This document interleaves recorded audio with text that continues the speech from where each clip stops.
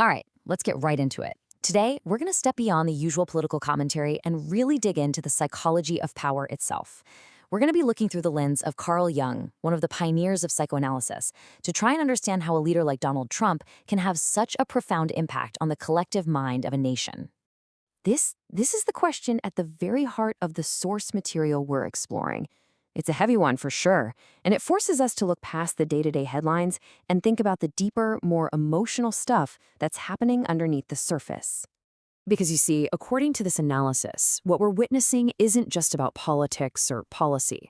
At its core, it's about how the human psyche, our collective mind, reacts when authority seems to lose its conscience, and when a nation's collective shadow is basically given a permission slip to come out and play.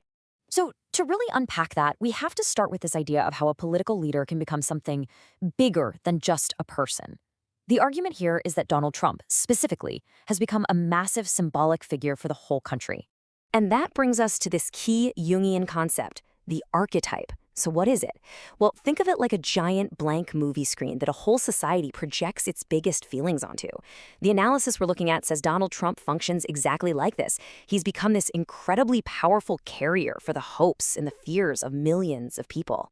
And you can see this happening in real time. For his supporters, he might embody strength, even salvation. For his critics, he can represent cruelty and destruction. Now, from a psychological point of view, it almost doesn't matter which one is right. What really matters is that he's become this vessel for these huge, conflicting projections. And that's what transforms a politician into an archetype. Okay, so that idea of projection, it leads us right into the absolute core concept of this analysis, the collective shadow. So what on earth is it, and how does it get unleashed? Jung had this theory that just like you and I have a personal shadow, the part of us that holds all the stuff we don't like to admit, like our rage or our fears, well, he believed that entire nations have a shadow too. It's the collection of all the ugly, repressed parts of a national identity. The cruelty, the desire to dominate, all the things we pretend aren't really us. So here's the crucial part. It all comes down to how a society deals with its shadow. A healthy, mature society integrates it. It looks at its own potential for darkness with some humility, with some self-awareness. But when a society just shoves its shadow down, represses it, and pretends it doesn't exist, the source material warns that it doesn't just disappear. Oh no, it festers, and it comes out as brutality, as domination, and as raw aggression. And this is exactly where the analysis connects it all back to Donald Trump. The argument is that he didn't create America's shadow, it was already there. But his rhetoric, his style, it activated it. It gave it a microphone, amplified it, and basically gave it permission to step out of the darkness and into the light. So what does this actually look like in practice? I mean, how does an activated shadow really show up through institutions and power? Well, the analysis points to a very specific kind of rhetoric.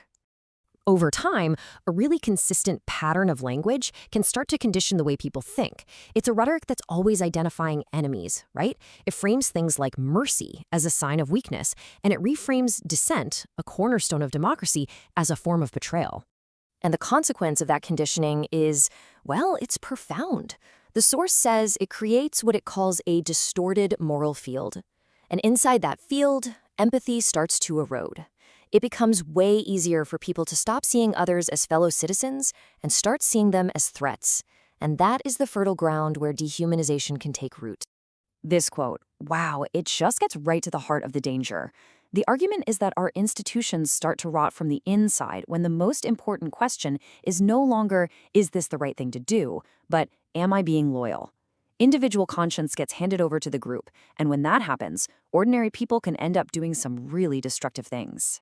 So, what's the ultimate result of all these psychological dynamics? According to this analysis, it's not unity, and it's definitely not order. It's the exact opposite, a complete fracturing of a society's shared sense of reality.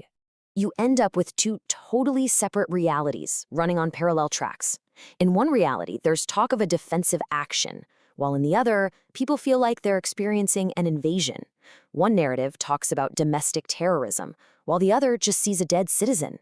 There's just no shared story anymore. And when the language coming from the top directly contradicts what people are seeing with their own two eyes, the psychological damage is devastating. It isn't just a slow leak of trust, it's a sudden, total collapse. The very idea of truth becomes questionable. So this brings us to the end of the analysis, and it presents a really stark, really sobering warning about what can happen when a society reaches this kind of psychological breaking point. And here, the analysis pulls in Jung's ultimate warning. This moment is framed not just as a political crisis, but as a crisis of national self-awareness. The argument is that a refusal to honestly look at and confront the national shadow, well, that is a path toward collapse. So we're basically left at a crossroads. The first path is what's called reintegration. That's the hard work, accountability, humility, really confronting the shadow. The second path is repression, denial, more force, and just doubling down on the very things that cause the fracture to begin with. And that's where this analysis leaves us, with this final, really provocative question. It frames the entire situation not as a political debate between left and right, but as a fundamental psychological choice for an entire society. Confront the shadow, or, as Jung warned, risk being devoured by it from the inside out.